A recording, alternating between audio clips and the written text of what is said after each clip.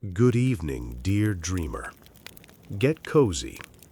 Let your eyelids grow heavy and allow yourself to drift softly into a world long past. Tonight, we'll journey to a time of flickering torchlight and echoing banquet halls. But let me ask you something rather unsettling to start.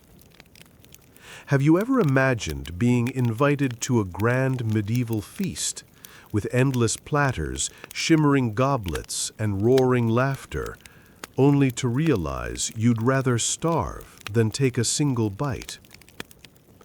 Close your eyes. You're stepping into a drafty, candlelit great hall where the air is thick with the smell of smoke, sour wine, and something suspiciously rancid. You hear the rhythmic clanging of wooden plates, the squeals of pigs turning on spits, and the low hum of lutes played by half-asleep minstrels in the corner. The walls are decorated with faded tapestries that seem to shiver in the cold breeze creeping under the doors. At first glance, it all looks magnificent. Giant roasts piled high, shimmering pies, mountains of bread so dense they might be used as shields in a siege. But look closer. The fresh fish has eyes that are more glazed than a night after 3 nights of mead. The meat? It's been sitting for days in a smoky, sticky kitchen filled with flies and wandering cats. You see, in the Middle Ages, refrigeration was as mythical as dragons. Salt and vinegar did their best to preserve meat, but often they simply turned it into a pungent experiment in survival. Spices, pepper, cinnamon, cloves, were scattered not for flavor, but to disguise the stench of decay. The richer your host, the more spices they used, proudly showing off their wealth and their rotting wares. Imagine trying to chew a piece of beef so tough it might as well be armor. Meanwhile, the bread, called trencher bread, is so stale that guests use it as a plate first, soaking up greasy sauces, before it's tossed to servants or the poor waiting outside, already crawling with little white maggots. Amid this feast of questionable delights, there are delicate jellies trembling on silver dishes, often dyed with crushed bugs or lead-based pigments to impress your eyes more than your tongue. But you can't help noticing a slight metallic aftertaste, almost like licking a sword.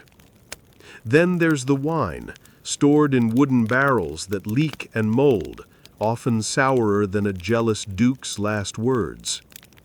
Ale was safer, though thick and cloudy, sometimes with a floating chunk of bread or herbs to make it more nutritious.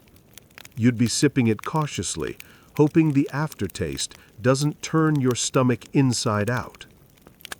In the corner, peasants and kitchen boys scuttle by, collecting bones and leftover offal to boil into a gray, gluey soup later.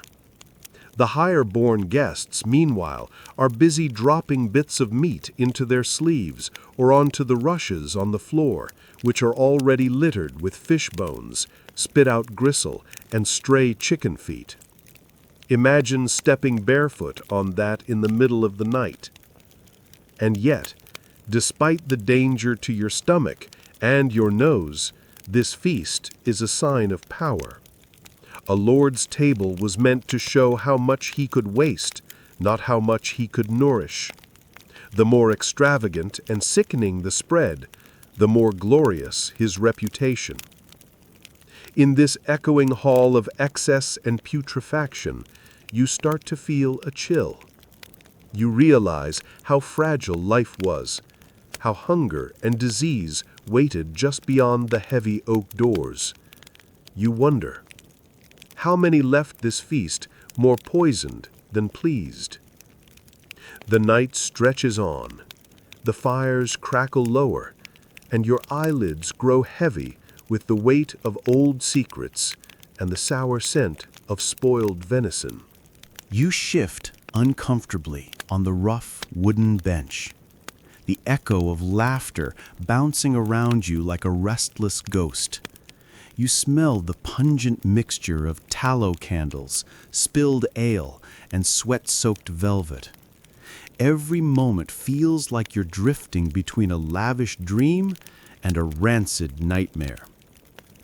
As you look around, you notice the guests' faces, pale, sallow, dotted with sores from illnesses they don't understand and can't cure.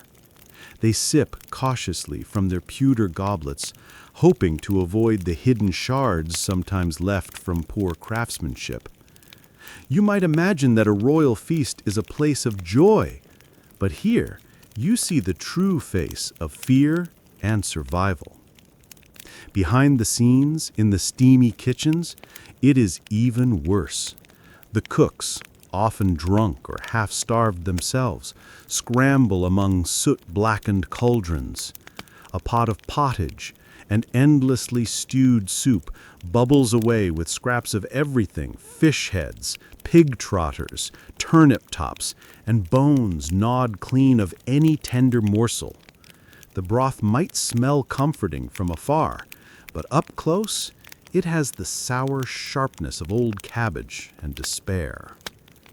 Outside, under the cold moonlight, children beg for scraps. Their tiny fingers dig into piles of discarded trenchers, those stale bread plates soaked in fat and sauce. Rats scurry beside them, bold and plump from the endless supply of refuse. The children cough and shiver, wearing thin woolen tunics patched 100 times. Their eyes gleam with a mixture of hunger and hope that maybe tonight someone will toss them a bone still bearing a sliver of meat. Meanwhile, the noble guests recline and pick at peacock pies, the birds' feathers reattached for a dramatic display. You might think peacock tastes exquisite, but in truth, it's stringy and dry, a chew that makes your jaw ache in protest. Still, they eat it proudly, relishing the spectacle more than the flavor. If you dared to try a spoonful of the buttery sauces, you'd notice something unsettling. Butter and cream spoil quickly, and without proper storage, they harbor hidden armies of bacteria. Some guests might wake the next morning with stomach cramps so vicious they believed they were cursed. Others might never wake at all. Yet here, in this hall, excess is the real guest of honor. You see entire boars presented on platters, their eyes glazed, their tusks decorated with gold leaf, a symbol of power, or perhaps of terrible waste. As the Lord raises his cup, you hear him boast about how much he spent on saffron and cloves, precious treasures from distant lands. These spices cost more than a peasant's lifetime earnings, yet here they are sprinkled liberally to cover the rot. And if you listen carefully, beneath the lute music and drunken roars, you might hear the low moans of the kitchen servants locked away to scrub pans and gut fish until dawn. Their fingers raw, their backs bent from endless hours of labor. You might hear the hush of a mother whispering to her child in a corner, promising that tomorrow will be better, though she knows the promise is as thin as her own cloak. Above it all, the flickering torches cast long, shivering shadows across the hall. You watch the silhouettes of dancers twirling, their feet splashing through puddles of spilled ale and meat juices. Your stomach churns just at the thought of bending down to take a bite of anything from that table. As the night deepens, the Lord calls for a final toast. The hall erupts in a cheer, 1,000 voices echoing off the stone walls. But in the silence between claps and laughter, you sense the trembling truth. Beneath the shining armor and glimmering dishes lies a world stitched together with hunger, desperation, and fear. Your head grows heavy, weighed down by the smells and secrets of this feast. You close your eyes for a moment, imagining a warm bed, a soft blanket, and food that doesn't whisper threats into your ear. As the night stretches on, the hall transforms into a kind of fever dream. You feel the oppressive warmth of crowded bodies mixed with the sharp bite of cold drafts sneaking in through the heavy wooden doors. The candles drip and spit, leaving rivers of wax pooling on the long tables. Your gaze drifts to the side tables where dishes pile up in ominous towers. You see a curious jelly shimmering like a ghost under candlelight. A fish jelly, perhaps, molded into the shape of a castle or a wild beast. Its quivering form hides the rank smell of old pike or eel beneath layers of aspic made from boiled-down animal hooves. Guests stab at it cautiously, the jelly trembling as if shivering from a bad dream. Further down, you spot a pie so grand it looks like a small fortress. You hear rumors that live birds sometimes fluttered out when these pies were cut open. A shocking spectacle for a bored noble, a living metaphor for extravagance. But tonight, it's stuffed with dubious cuts of game, maybe a few unlucky squirrels caught in the Lord's woods. The smell is sharp, earthy, and faintly metallic. Your stomach turns as you notice a man tearing into a roasted swan, its long neck elegantly curved, feathers replaced with dyed silk to impress the onlookers. The flesh, however, is coarse and almost bitter, each bite leaving a slick, greasy film on the tongue. The man laughs through a mouthful, unaware of the glistening fat dripping down his chin onto his fine linen sleeve. You glance toward the servants again, their backs bent low as they sweep discarded bones and spoiled fruit into baskets. Their hands, cracked and red from cold water and harsh soaps, move quickly. A mistake could mean a whipping or worse. Many of them haven't eaten yet, except for what they can sneak unseen into their aprons. A few hide scraps beneath their cloaks, hoping to bring something home to their families waiting in cold huts beyond the castle walls. In the farthest corner, an old woman, perhaps a distant aunt or a forgotten widow, sits quietly, turning a piece of bread over and over in her frail hands. Her eyes, clouded with cataracts, stare into the past, remembering simpler meals of porridge and foraged herbs. You sense that she would trade all this grandeur for a single warm bowl of fresh soup shared by a fire with loved ones. As the music grows louder, a young squire stumbles past you, his face pale and slick with sweat.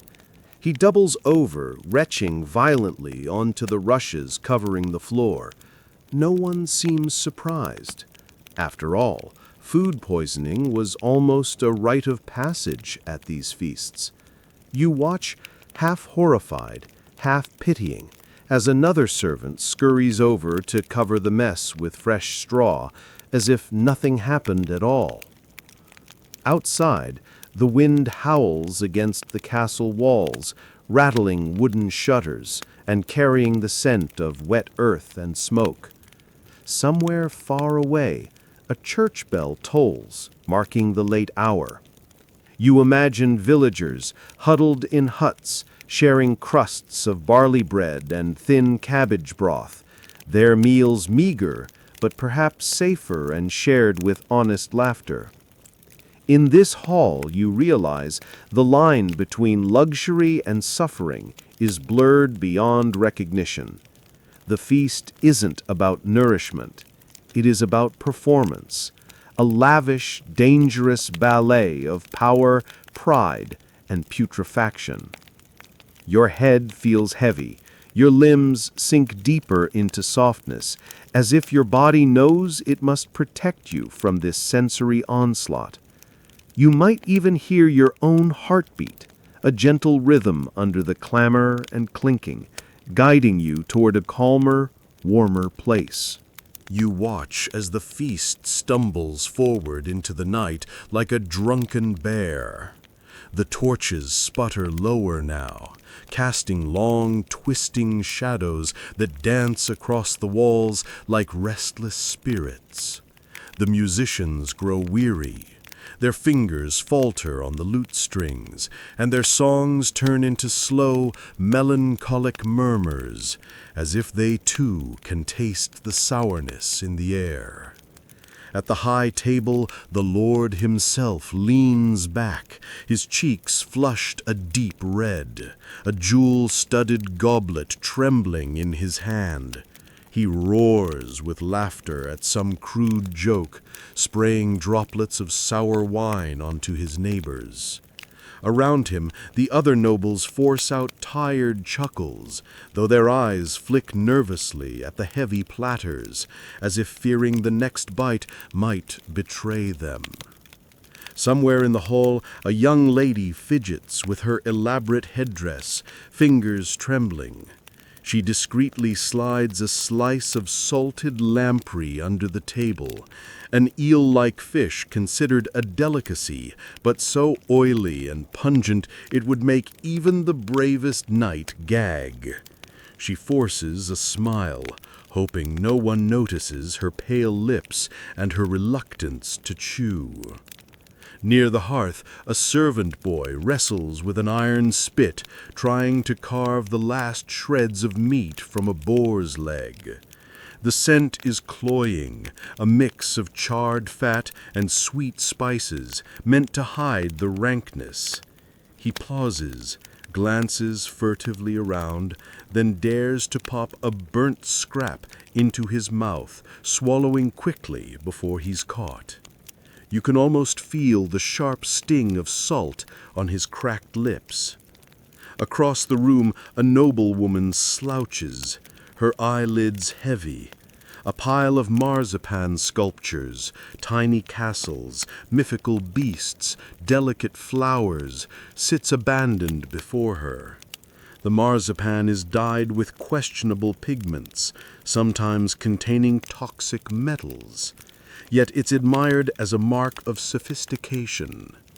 She picks at it idly, her mind clearly drifting elsewhere, maybe to a lost love, or a quiet garden she once knew. In the dim light, you notice the floor's true horror.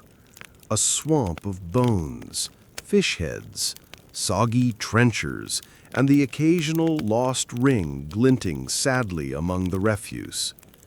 The rushes meant to freshen the hall are trampled into a pulpy carpet, releasing a musty odor of crushed herbs and rotting food. You imagine stepping barefoot onto that soggy, fetid mosaic. A shiver climbs your spine. Beyond the walls, the world is brutally simple. In tiny cottages, families share boiled onions and scraps of barley bread. They sit close, wrapped in rough wool blankets, sharing warmth and quiet stories. They fear wolves at the door, but at least they do not have to fear the next swallow of food poisoning or hidden poisons slipped in a jealous toast. You sense the heavy contrast, the weight of survival masquerading as luxury inside these stone walls. Here, feasting is a weapon, a show of force, and an invitation to slow ruin. Outside, hunger is raw and honest, gnawing at the ribs but sparing the soul. As the Lord finally stands, swaying, he demands one last round of sweet wine and roasted chestnuts. The crowd obeys, raising cups with forced glee, their voices echoing through the hall like distant thunder. You feel the echo in your chest, a lonely vibration that reminds you how fragile life was and still is. Your limbs grow heavier. The flickering torchlight blurs before your eyes. You imagine slipping away from that table, stepping softly into the cool night, feeling the crisp air cleanse your senses.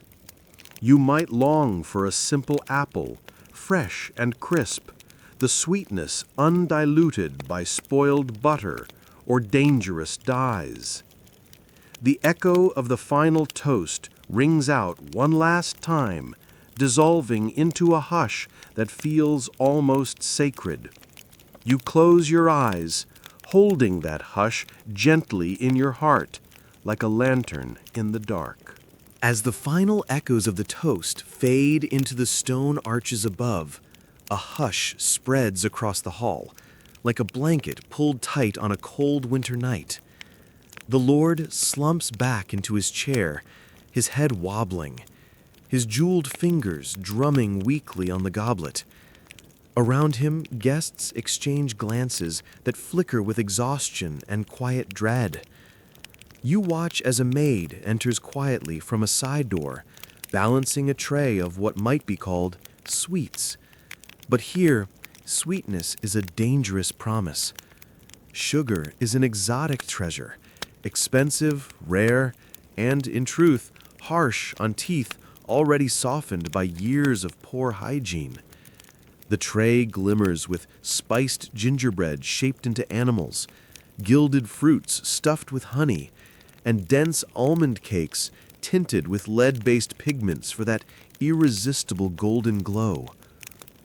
One elderly knight leans forward to bite into a golden almond cake. You hear a sharp crack, not the pastry, but a tooth breaking.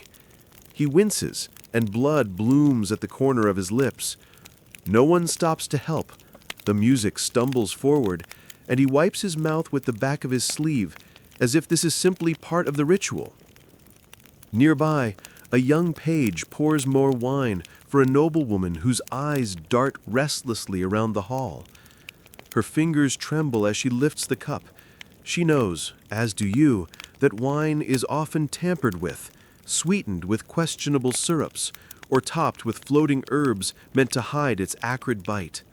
Poison, after all, is the silent guest no one dares to name aloud. You listen closely and catch the rhythmic sound of heavy breathing from the shadows. A kitchen servant collapsed in the corridor beyond the main hall, exhausted, perhaps feverish.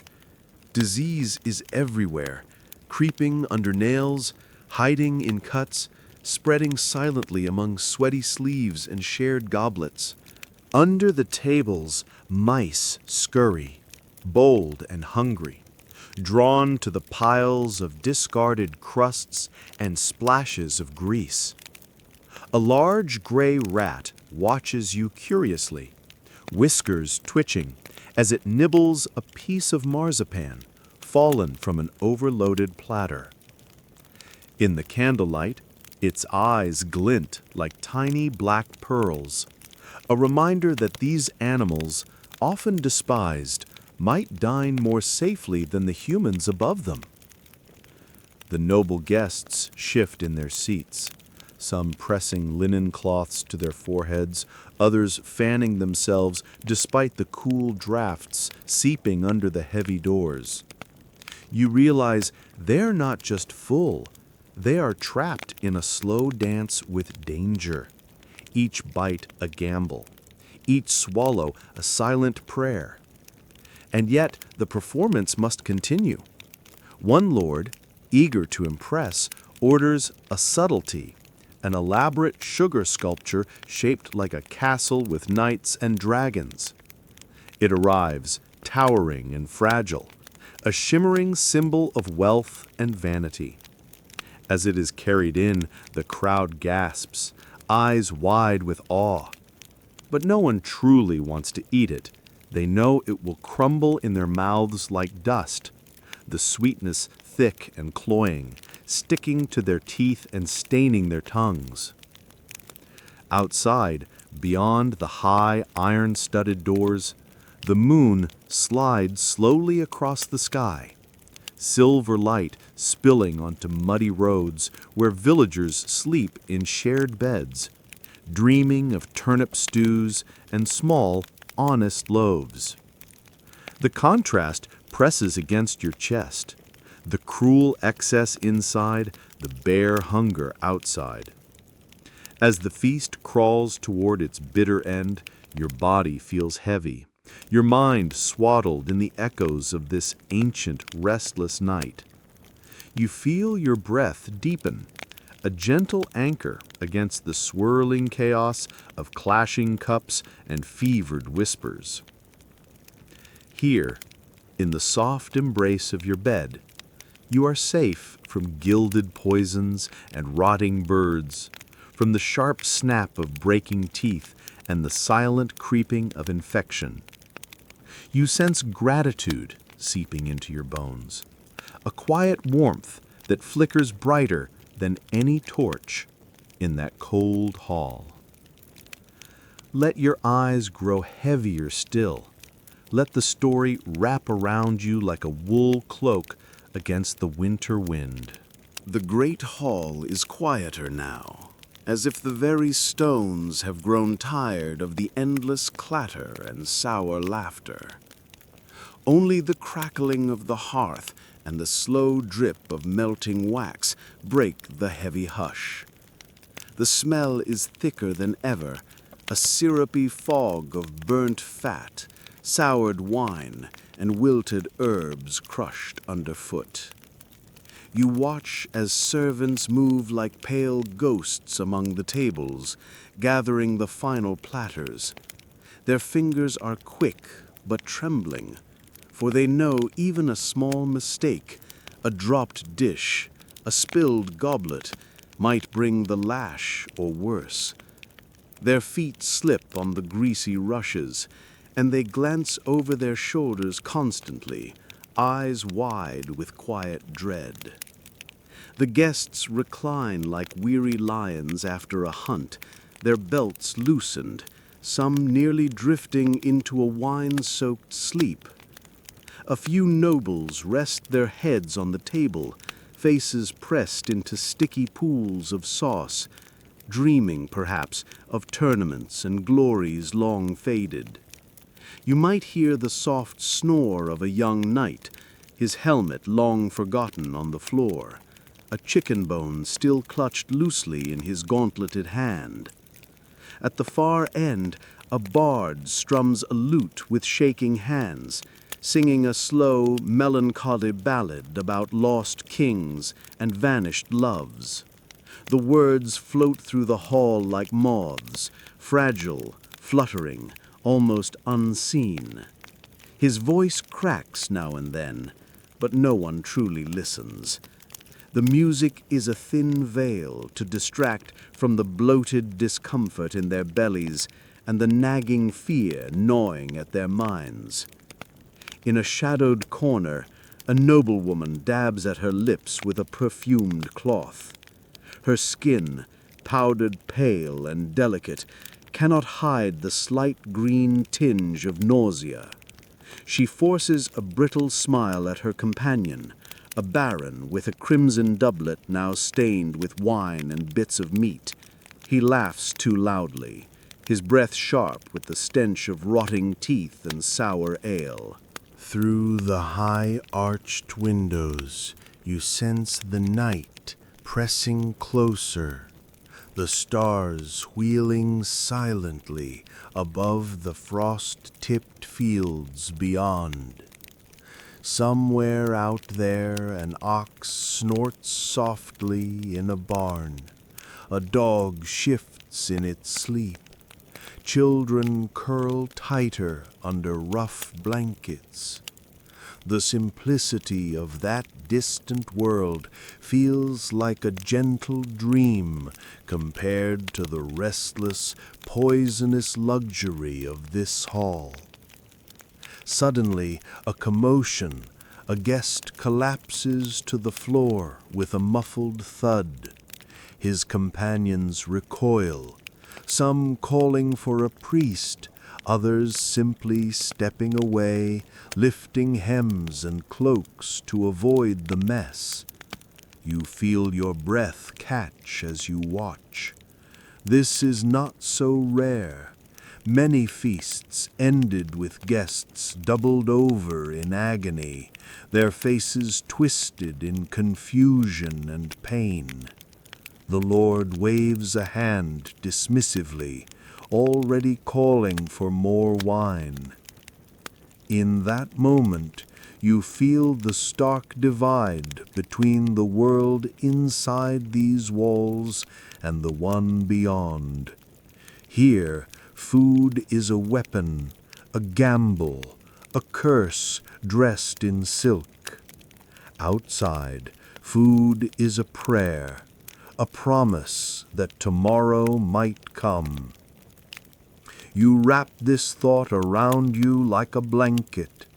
You imagine fresh spring water instead of cloudy ale, simple rye bread instead of gilded marzipan, the clean smell of an orchard instead of rancid grease. You think of laughter around a small wooden table, of warmth shared without expectation of performance or rank. As the hall sinks deeper into its final stupor, you sense your own body softening, as if floating on a dark, quiet sea. Each detail, each coughing guest, each fading note of the lute, each trembling servant slides away like shadows at dawn. Tonight, you are far from this banquet of bitterness. You are safe, warm, and gently carried by your own breath. Let your fingers relax, your thoughts drift like feathers on a slow breeze. You are almost ready to slip into the deep velvet of sleep. The night stretches on, the feast now a quiet battlefield of heavy sighs and distant groans. The once proud platters stand abandoned, bones stripped and piled like pale monuments to excess. Pools of dark sauce congeal into sticky shadows, reflecting the last weak flickers of candlelight. You watch as a young servant girl, her hair damp with sweat, drags a basket of scraps toward the kitchen. Her eyes are hollow, her steps careful and silent, as if trying not to disturb the haunted hush hanging in the air. In her basket, you see limp fish skins, wilted herbs, and hunks of meat too tough even for the desperate. These scraps will be boiled down tomorrow for broth, a bitter echo of the feast's cruelty. At the high table, the Lord has finally dozed off, his chin resting on his jeweled chest plate, lips parted in a snore. A small pool of drool gathers at the corner of his mouth, catching in the fine fur lining his robe. His signet ring, heavy and ornate, slides slowly off his limp finger, clinking softly onto a pewter plate below. No one dares move to retrieve it yet. The room feels suspended between wakefulness and an uneasy sleep. Nearby, a baroness leans over, eyes glazed as she fingers a dried fig from a golden bowl. The fig is dusted with ash to preserve it, but you sense the sourness hiding inside. She chews slowly, her jaw working like a tired millstone, her thoughts drifting perhaps to her estates, her debts, or some long-forgotten summer day when the fruit was fresh and bright under the sun. A few brave guests shuffle toward the exits, cloaks pulled tight around their shoulders, eager to escape the stench and the threat lurking in each bite. They step carefully to avoid slipping on the rush-covered floor, now a dark tapestry of bones, fruit peels, and crushed herbs. One man retches quietly into his sleeve as he goes, the only farewell he can muster to this disastrous banquet. By the fire, an old knight sits alone, turning a tarnished goblet in his gauntleted hands. His eyes, half hidden under bushy brows, stare into the dancing flames. You imagine he's counting the ghosts of fallen friends, the moments when a feast meant true camaraderie rather than thinly veiled hostility and quiet poisoning. His armor creaks as he shifts, a lonely echo in the vast hall. The musicians, long forgotten in a corner, pack their lutes and small drums, whispering amongst themselves about wages that may never come. One carefully folds a cracked string into a pouch, a silent prayer that it might hold through another winter of meager dinners and thin ale. You glance up and notice the thick banners drooping from the rafters, tattered coats of arms, colors faded and fringes gnawed by mice. They seem to sigh in the draughts that snake through the hall, as if mourning all the feasts and fates they have silently witnessed. Beyond the heavy doors, the world waits quietly. The moon slips lower, and frost sparkles on the muddy paths where barefoot children might scavenge tomorrow for the smallest dropped crust. A dog curls tighter into its haybed, and a milkmaid breathes softly in her sleep, dreaming of spring meadows and warm butter. In the dark warmth of your own bed, you feel a gentle gratitude blooming in your chest. The softness of your pillow, the quiet hum of your breath, and the safe knowledge that no spoiled fish or poisoned marzipan threatens you tonight. You are wrapped in a cocoon of comfort and quiet kindness. Let this warmth spread through your arms and legs. Let it cradle your thoughts and invite your mind to float away like a lantern drifting on a moonlit pond. The hall now feels like a giant, sleeping beast, every corner exhaling slow, ragged breaths. The final candles sputter and sink into puddles of wax, their last flames curling like tiny fingers waving farewell. Only a few torches remain, their orange glow shivering across silver platters and jeweled goblets abandoned like forgotten promises.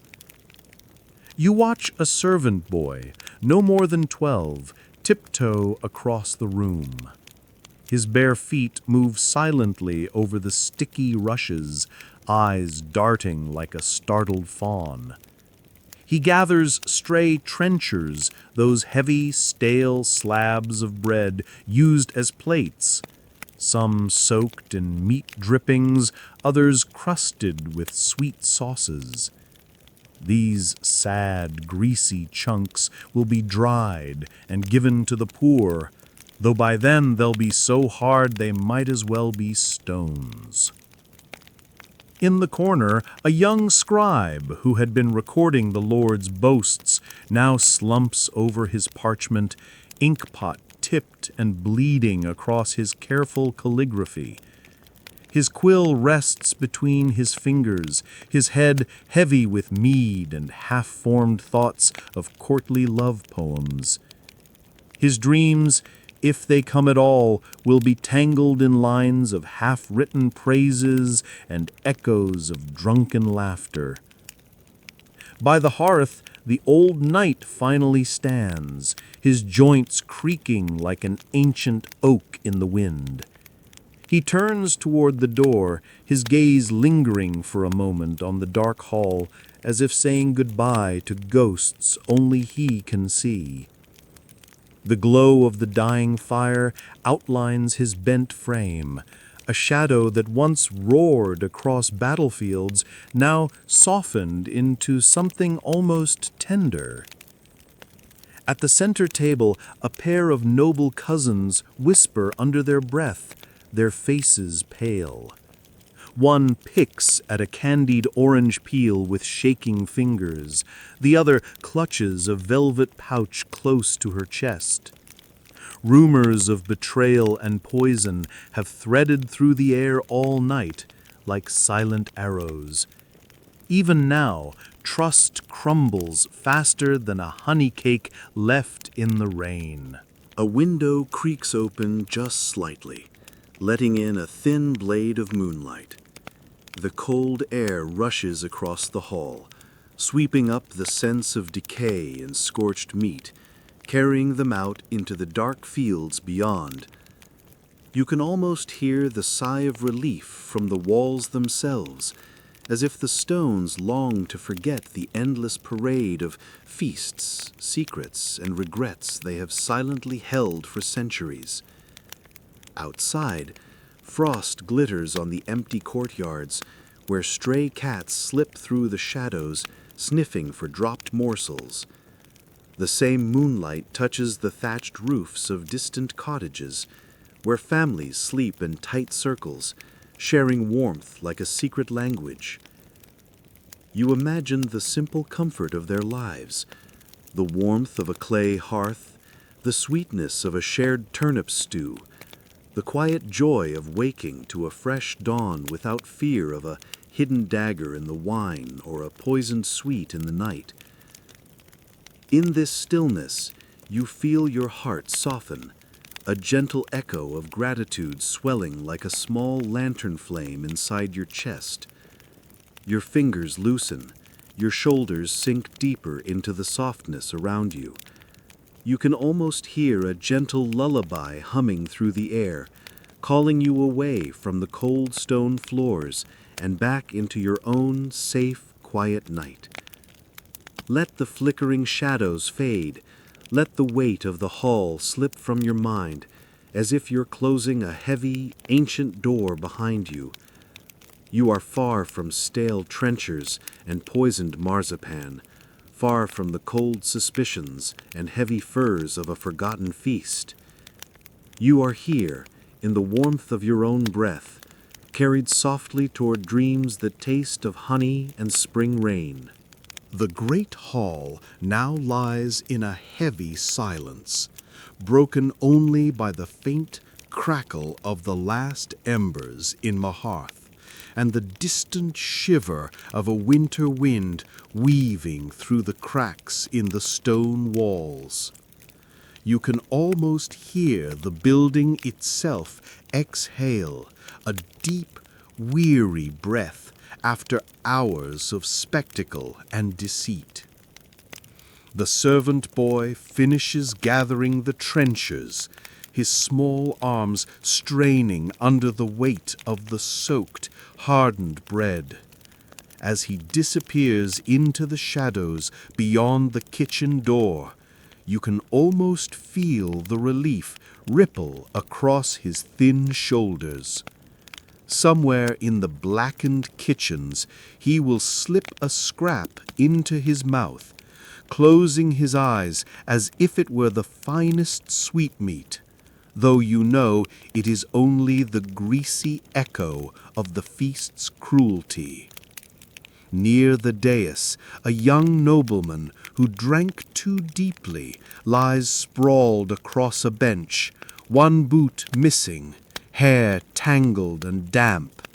His jeweled belt has slipped to the floor, half buried under fish bones and sticky fruit peels. You can imagine his dreams, disjointed, filled with laughing ghosts, blurred termagants, and the echo of a father's disappointed voice. His fingers twitch now and then, as if reaching for something that will never quite arrive. The two whispering cousins have finally stood, cloaks pulled tight around their shoulders. They tiptoe toward the door, stepping carefully to avoid the sleeping forms on the floor. They pause at the threshold, casting one last glance behind them, their faces pale, eyes wide as moonlit ponds.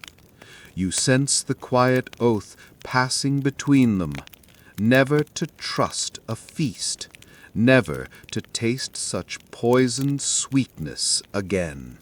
At the far end of the hall, the bard, too weary to pack up completely, has curled up on a pile of rushes, his lute tucked against his chest like a beloved pet. You can almost hear his slow breathing, each rise and fall a soft note in the dark. His dreams wander through misty forests and starlit fields, far from drunken lords and spoiled venison. The banners overhead sway gently in the draught, whispering among themselves in a language older than any guest below. You imagine they have seen countless feasts, countless boasts and betrayals, countless quiet heartbreaks smothered beneath rich velvet sleeves. Tonight, they watch in silence, their colors fading slowly into the night. Beyond the hall, under the velvet sky, the village lies in deep, simple slumber. A cow shifts in its stall, the soft jangle of its bell echoing like a lullaby. A mother stirs, adjusting a blanket over her child's small shoulders, and then drifts back into a dream of bright spring fields. The stars blink overhead, ancient and indifferent, guardians of secrets too heavy for human tongues. And you? You feel yourself float further from the hall, further from the rancid sweetness and heavy silks. You breathe in the scent of cold night air, clean and crisp, as if the universe has swept away the last traces of roasted swan and rotting trenchers. Your body grows heavier, more anchored to the warmth of your blanket. Your mind drifts like a soft feather, carried by gentle night currents toward dreams of quiet hearths and warm bread, of fields glowing in dawnlight, of laughter that does not hide a knife behind its teeth.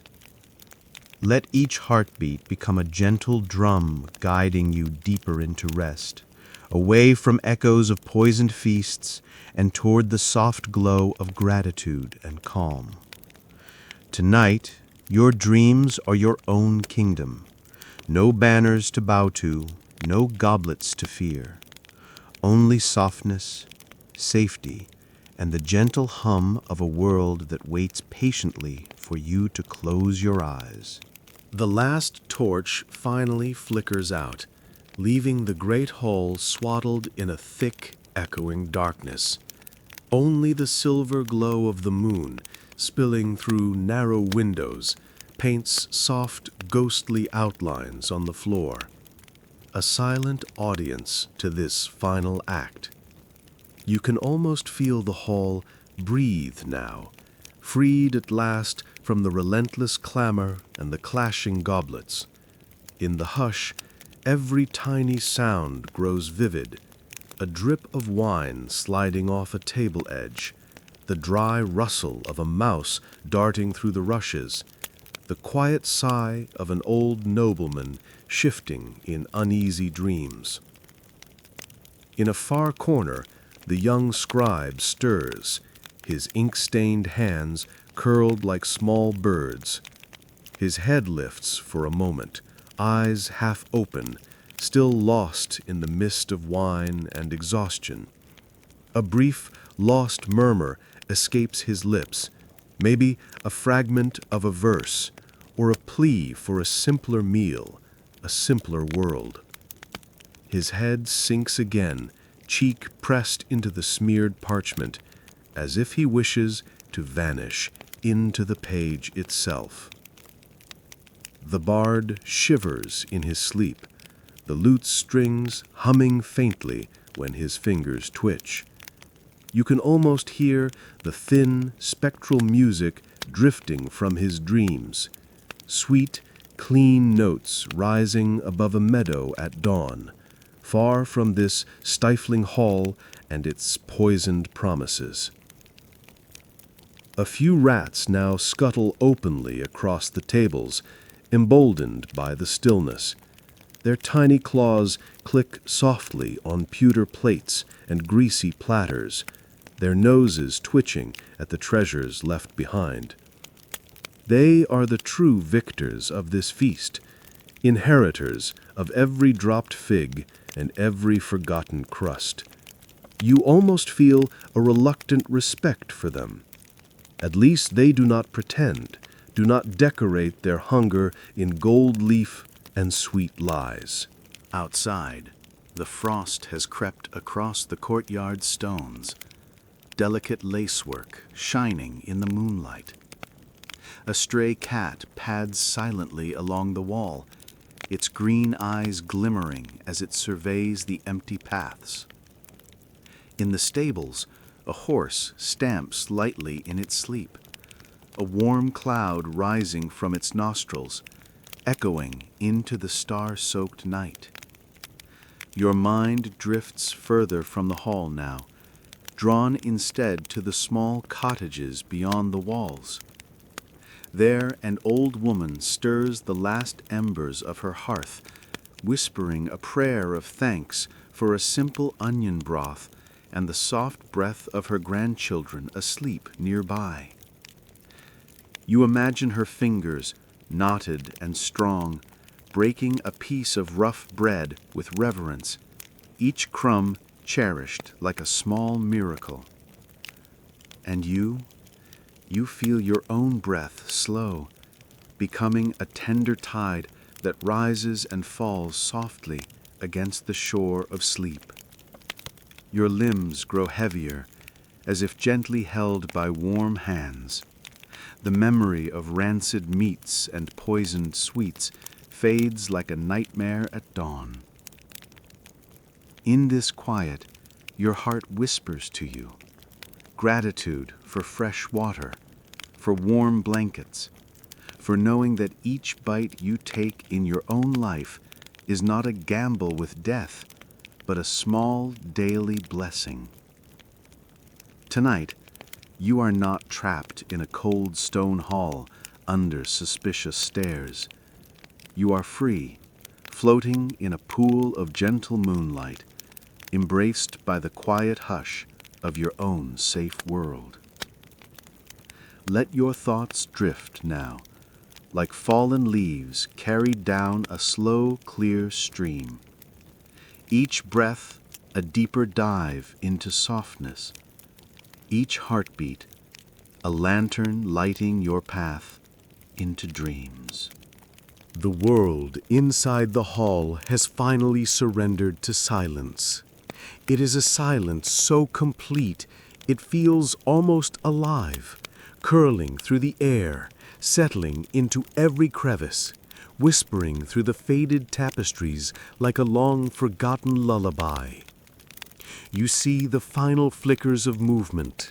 The rats finish their cautious feast and slip back into cracks along the walls, their small bodies vanishing like ripples in a pond. The servant boy, hidden in the kitchen beyond, has finally lain down on a sack of turnips, curling into himself, the smell of earth and root vegetables filling his shallow breaths. Even the ever-watching cats stretch and close their eyes, their tails curling protectively around their bodies as they sink into their moonlit dreams. The young nobleman on the bench lies still now, one arm hanging limply toward the floor, his fingers almost brushing the cold rushes. A thin strand of drool glistens at the corner of his mouth, catching the moonlight like a small crystal bead. In his dreams, he may be galloping across an endless field, unburdened by feasts and debts. Or perhaps he simply drifts in a gray fog where no judgment follows him. The scribe, motionless over his parchment, is frozen in an uneasy embrace with his ink-stained words. You can almost hear the echo of unfinished lines, poems never to be recited, histories that will remain forever blurred beneath the black spill of ink. Far above, in the rafters, a lone owl perches, its wide eyes glinting like two polished coins. It watches over the quiet wreckage below, a silent judge perched above human vanity. With a slow turn of its head, it seems to see through all the layers of pride, hunger, and fear. Then, without a sound, it spreads its wings and glides out into the night, a soft whisper against the star-filled sky. Outside the walls, the frost has deepened, spreading silver across every roof and branch. You might imagine hearing the delicate crackle of tiny ice crystals forming, as if the earth itself is spinning a lace blanket to tuck the village in for the night. A dog sighs deeply, nestling closer to the warmth of a sleeping child's feet. In another hut, an old man rolls over and pulls his wool cap tighter over his ears, dreaming of spring fields and gentle sun. And here, in your own quiet space, you feel that frost and moonlight cannot touch you. You are wrapped in an invisible cloak of warmth and softness, your body heavy, as if held in a gentle embrace. Each breath feels like dipping into a clear, calm pool, cool, refreshing, yet deeply comforting. The image of the grand hall, once filled with roaring voices and glittering dishes, now recedes behind you, becoming a distant echo. You realize that despite all the grandeur, no one there truly knew the warmth of simple kindness, the sweetness of honest bread shared without fear. As you drift further, a new thought shines softly inside you. How extraordinary it is to have enough. Enough warmth, enough clean water, enough soft light to guide you toward dreams. How rare it was in those halls, and how quietly precious it is tonight. Your eyes grow heavier, your mind floating in a gentle gray twilight, like the quiet space between one dream and the next. You feel your heart beat slow, each thump a soft drum calling you deeper into the warmth. Now, in the darkness of the great hall, there is a feeling as if time itself has stopped to rest. The moon's glow lingers along the edges of overturned goblets, catching small rivers of dried wine that look like ancient blood trails.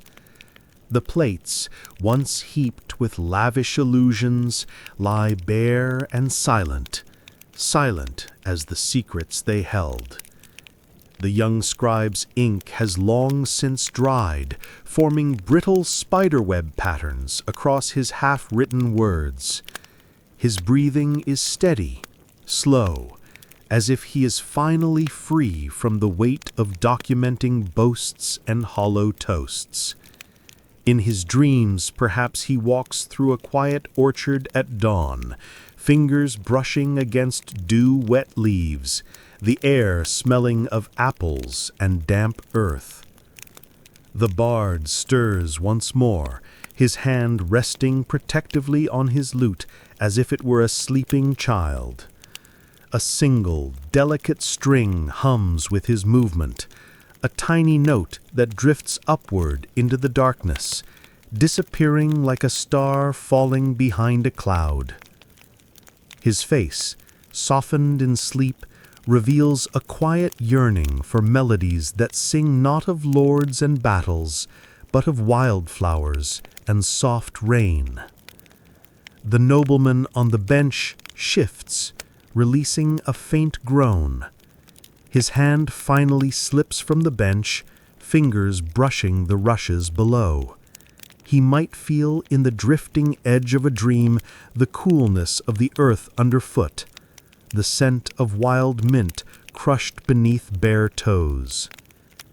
In this hazy place between worlds, even he is momentarily unburdened by titles, debts, and betrayals.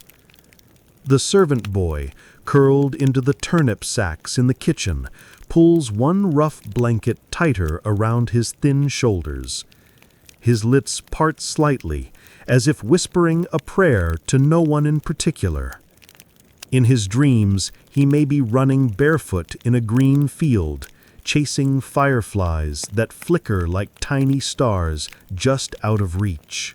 High above, the owl is gone, leaving the rafters empty and silent. The last echo of its wings is already fading into the night sky, swallowed by the hush of frost-covered fields and the quiet breathing of sleeping cottages beyond the walls. Out there, beyond the iron gates and frost-laced stones, a woman stirs in her bed, reaching instinctively for her child. A shepherd boy turns over in the straw, dreaming of sheep wandering across endless meadows. A midwife sits dozing by a dying fire, her head nodding forward as if in a gentle bow to the moon. And you, far from these halls and their haunted echoes, feel your own body growing softer, heavier, as if melting into the mattress beneath you. The warmth of your blanket is a small miracle, each breath a soft bell ringing in a chapel only you can hear. You sense the final veil of sleep drawing close now, inviting you beyond the poisoned feasts and damp rushes, beyond cold stone walls and bitter toasts. You are guided instead into a world of honeyed meadows and gentle rain, of warm bread shared with laughing voices, of clear streams singing under the sun. Here there are no twisted pies or gilded traps, no jealous glances or quiet poisons, only the gentle comfort of knowing you are safe, that each heartbeat is a gift, that each breath is a soft promise of morning light to come. Let your thoughts dissolve like sugar in warm milk. Let your limbs become heavy as stones resting on a riverbed. You are drifting, drifting, carried into a peaceful sea of dreams where no lords can follow. The banquet hall is a husk now, a cavern of echoes. You sense it holding its breath, as if even the walls are waiting for a dawn that will wash away the traces of spilled wine, rancid meats, and whispered betrayals. The moon, high and watchful, spills silver across the broken remains of feasting, each reflection a small cold flame flickering in the dark. The ink-stained scribe doesn't stir again. His face, softened by sleep, almost seems at peace. In the gentle corridors of his dreams, he is perhaps no longer a servant to vanity and record-keeping. Instead, he might be wandering an endless library under the stars. Each book a doorway into stories untouched by pride or poison. The bard, pressed close to his beloved lute, breathes slowly. Each inhale a quiet confession, each exhale a soft hymn to freedom.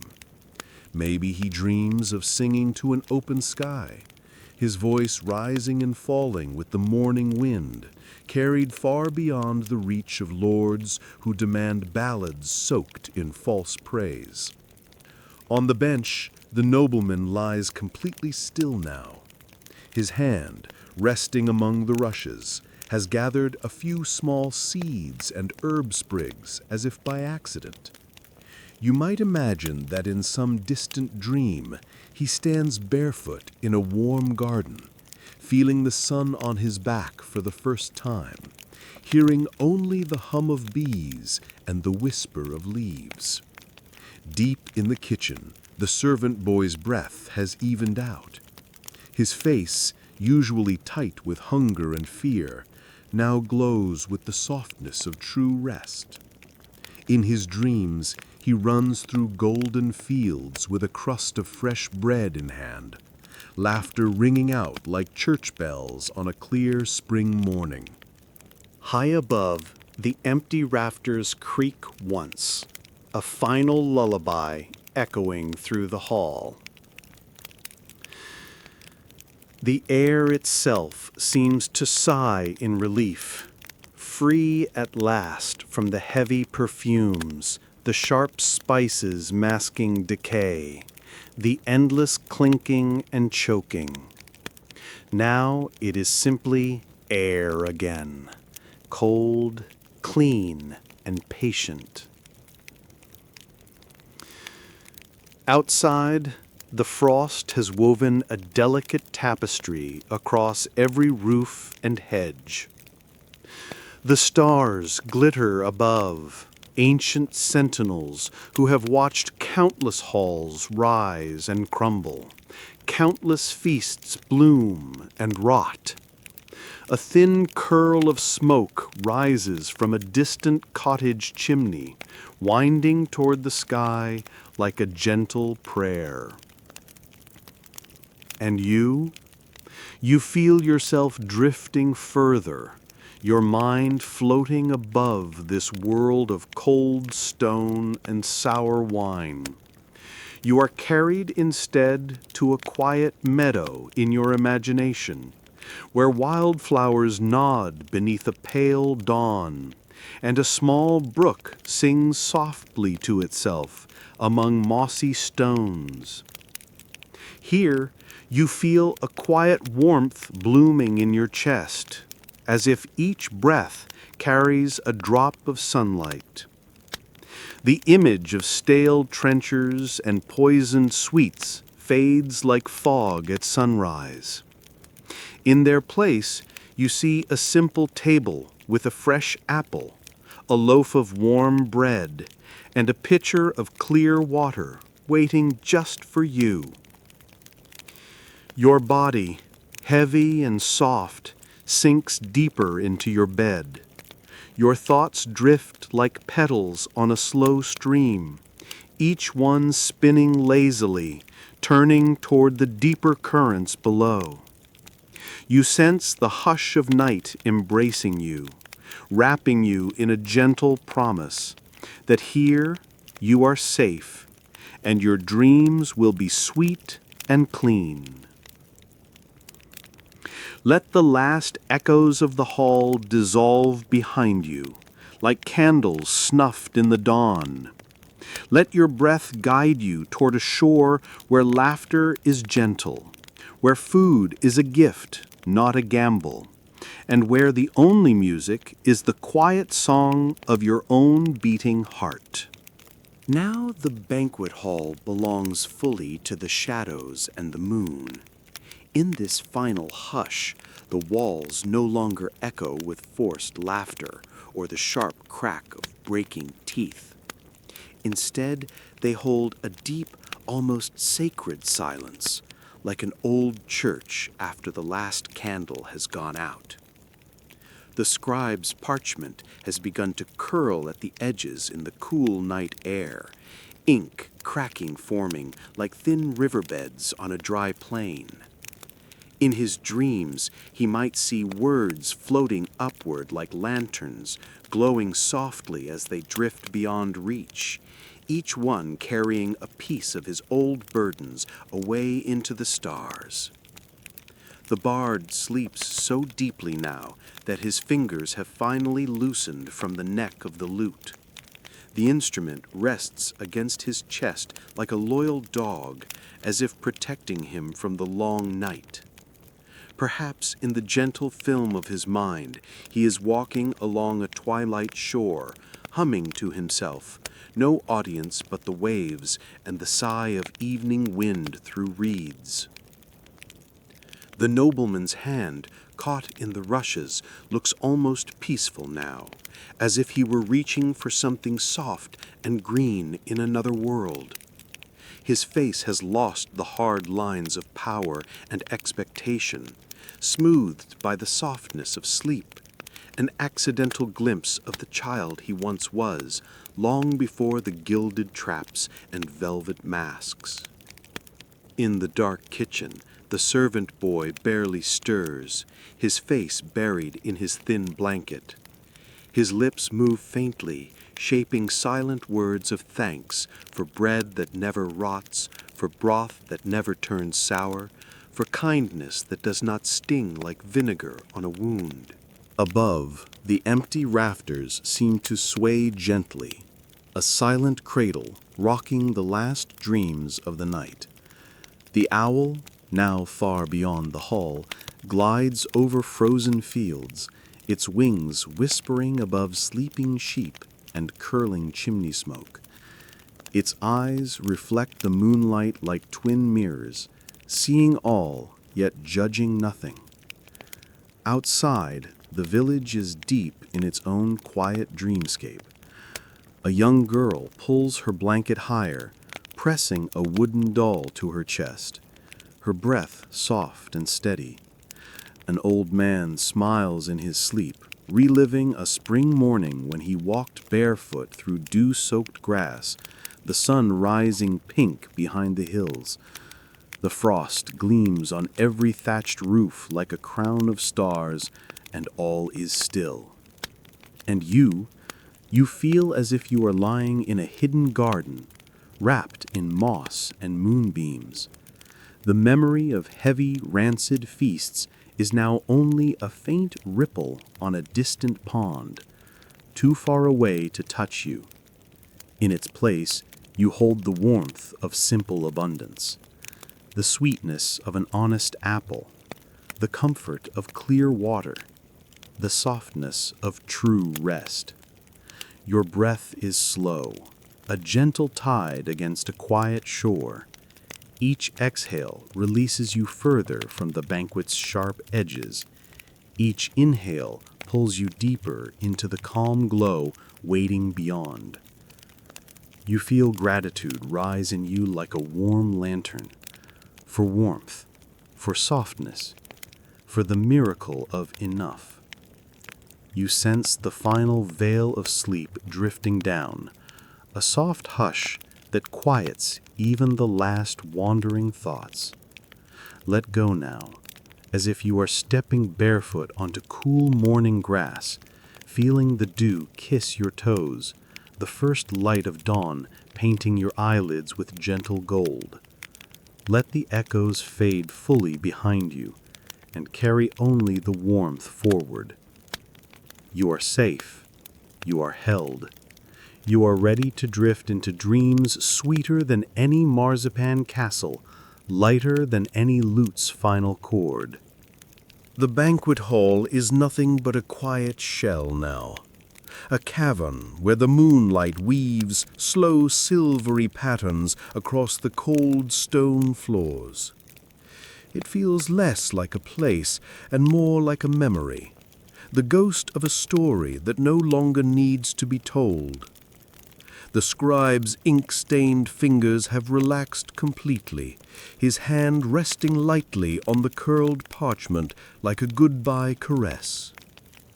In his dreams, he may be wandering through an endless orchard under starlight, each tree heavy with fruits that glisten softly, each fruit sweet and untainted by the bitter secrets of court. The bard's chest rises and falls steadily. The lute, finally free from the demands of flattery and forced mirth, seems to hum quietly in the dark, a sound only the moon can hear. Perhaps he dreams of singing to a field of wildflowers, each blossom nodding in time with his notes, his voice echoing without judgment, without applause, only freedom. The nobleman's outstretched hand rests among the rushes, palm open, as if finally asking nothing of the world. In the soft glow, you might see the faintest smile at the corner of his lips, as though in his sleep he has found forgiveness for himself, a tender reconciliation beyond titles and gold. In the kitchen, the servant boy shifts slightly, nestling deeper into his turnip sack bed. A small sigh escapes him, the kind of sigh you only hear from someone who has finally slipped into the deepest, safest layer of sleep. In his dreams, he runs barefoot through fields of summer clover, each step light and bright as morning bells, a warm loaf of bread tucked under his arm, his laughter flying behind him like a bright ribbon. Above, the rafters stand quiet and patient, guardians of the last drifting breath of the feast. The owl, now a distant shadow against the brightening eastern sky, glides past treetops and frozen hedges, on its way to a hollow where it will tuck its head under its wing and rest until twilight calls again. Outside, the first hint of dawn touches the village rooftops. A thin line of pink unfurls slowly behind the hills, like a shy smile after a long, dark night. Chimney smoke curls lazily upward, a promise of warming fires and simple breakfasts, coarse bread, soft cheese, perhaps a small onion stew. Meals humble and honest, shared without the poison of pride. And you are no longer among the ghosts of gilded feasts. You stand, in your mind's gentle eye, on the edge of a quiet field, touched by first light. You feel the soft earth beneath your feet, smell the cool, clean air rising from the dew-laden grass. Every breath feels like a sip from a hidden spring, sweet and clear, a balm to every tired corner of your heart. The hall is gone now, receding like a distant wave sliding back into the sea. All that remains is the soft warmth of your own breath, the hush of your heartbeat, the weightless drift of your body into the depths of true rest. Tonight, and always, you are free from gilded traps and sour wines. You are free to rest without fear, to dream without walls, to wake without regret. Let your breath guide you to that final, quiet meadow. Feel your limbs dissolve into the softness of your bed, your mind floating like a feather caught in a gentle breeze. You are safe. You are whole. You are enough. Good night, dreamer. Sleep softly. Sleep deeply. Until tomorrow's gentle light. The hall has now faded almost completely into shadow and memory. Only the faintest gleams of moonlight slip across the cold stone, like pale fingers tracing the outline of something long forgotten. The last echoes of clinking goblets and forced laughter have dissolved into the walls, leaving behind a vast cathedral-like hush. The scribe, his ink-dusted face serene, drifts further into his orchard of dreams. In that endless grove, each apple glows softly, untouched by worms or frost. He reaches up, plucks one, and takes a slow, careful bite, the sweetness so perfect that even in sleep a tear glides down his cheek, tracing a gentle path across the ink stains of his waking life. The bard breathes in the rhythm of a world without courts or crowds. In his dream, he stands barefoot on a hilltop at dawn, the lute on his back like a quiet companion. As the first sunbeams spill across the fields below, he begins to sing a clear, quiet melody, each note drifting across valleys, weaving into the morning mist. There is no applause here, only the soft reply of birdsong and the kiss of wind against his cheeks. The nobleman's hand lies open in final surrender, fingers curved as if cradling an invisible seed. In his dreaming mind, he might kneel in a small kitchen garden, pushing his fingers into dark, fragrant earth, feeling life sprout beneath his palms, life that asks nothing of titles, no banners to bear, no debts to repay, only the quiet promise of green shoots under warm sun. Deep in the kitchen shadows, the servant boy lies perfectly still, wrapped in his ragged blanket as though it were spun silk. In his gentle dream, he sits at a small wooden table in a sunlit cottage, a steaming bowl of stew before him, thick with carrots and onions. Each spoonful is a miracle, a soft warmth that spreads through him like a gentle fire. Around him, laughter floats like petals, laughter that is kind, unhurried, true. Above, the rafters now hold only moonbeams and the last whispers of night. The owl, hidden in its hollow far beyond the hall, drifts into its own quiet sleep, feathers ruffling softly under a canopy of stars slowly paling at the edges. Outside, the horizon glows brighter. The first soft gold of morning stretches carefully across the village rooftops, touching chimney smoke, glinting in frost that sparkles like a million tiny stars on thatched roofs and garden gates. A rooster stirs, its quiet murmur a prelude to the new day's gentle chorus. And you are no longer simply watching this world. You have stepped beyond it, into your own sanctuary of warmth and calm. In your mind's eye, you see a gentle field touched by morning dew, a small wooden table set with simple bread, a honeycomb glistening in a bowl, and a clay mug filled with sweet, fresh milk. Every breath you take feels as pure as a clear mountain stream. Every exhale carries away the last remnants of heavy halls and hidden poisons.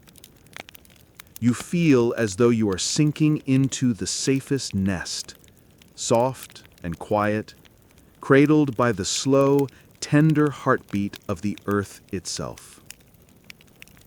Tonight, and in every night that follows, you carry the quiet lesson of the hall, that real abundance lives not in golden platters and towers of marzipan, but in warmth shared honestly, in clean water, in the simple miracle of a safe, deep sleep. Let your thoughts dissolve now, like the last stars fading into dawn. Let each breath guide you toward that inner garden where nothing can harm you and every moment is a quiet blessing. You are safe. You are enough. You are deeply, completely at rest. Good night, sweet dreamer. Drift away. The final threads of night unravel slowly, each one shimmering as it dissolves into the pale glow of dawn. The banquet hall, once a stage for vanity and decay, has all but vanished in the gentle embrace of the coming day. Moonlight retreats, slipping like silk into the forest beyond the walls.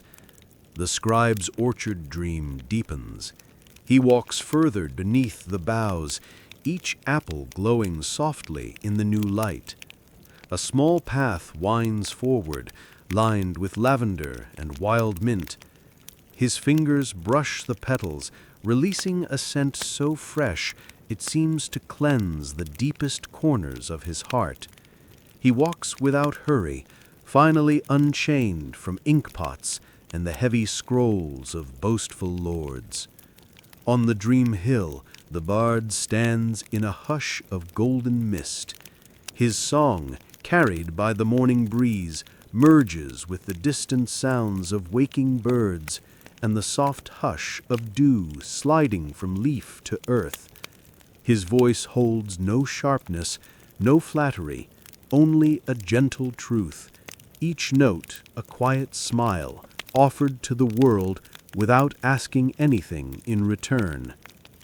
In his green garden, the nobleman kneels with his fingers sunk into dark soil. Tiny seedlings push up around him, each a small miracle of forgiveness and renewal. He smiles softly at the fragile green leaves, his eyes reflecting the tender joy of someone seeing true life rise from the earth, free of courts and expectations. The servant boy, in his sunlit cottage dream, finishes his warm stew and sets the wooden spoon down carefully. He turns to a small window where soft light spills in like a blessing. Outside, a simple orchard waits, and a dog wags his tail in greeting. He rises slowly, wraps a wool shawl around his shoulders, and steps out into the new day, barefoot and brave, the ground cool but kind beneath his feet. Above, the rafters of the hole have emptied completely into morning's light. They hold only a few drifting motes of dust, swirling slowly in the first rays that reach across the cold stone floor. The owl, deep in its forest hollow, dreams now too, perhaps of moonlit hunts or silent glides over frost-bright fields. Beyond the hole, the village begins to wake. A child rubs sleep from her eyes, shuffles to the hearth, and tugs at a warm crust of bread, giggling softly when it crumbles into her palm. A young man shoulders a basket of kindling, stepping outside to meet the day with quiet determination. A grandmother leans against her doorway, breathing deeply the cool dawn air, her lined face soft with a secret gratitude. And you are adrift now, far beyond all these old halls and heavy feasts. You stand in your mind's garden, barefoot among dew-tipped grasses, a gentle sun beginning to kiss your shoulders. Birds flit among the wildflowers, each chirp a small blessing echoing in the soft air. Each breath you take feels like a sip of clear spring water, each exhale like a petal falling gently into a still pool. You feel your thoughts dissolve completely now, your body so heavy and soft that it feels as if the earth itself is holding you. You are safe here. You are unburdened. There is no rancid meat, no poisoned cup, no hidden knives behind silk smiles. Only the true warmth of your breath, the quiet strength of your heartbeat, and the gentle promise that you are already enough, just as you are.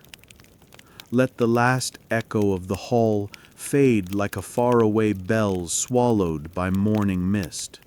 Let your mind sink fully into this garden of quiet light and gentle laughter, a sanctuary made only for you. You are loved. You are safe. You are whole. Good night, dear dreamer.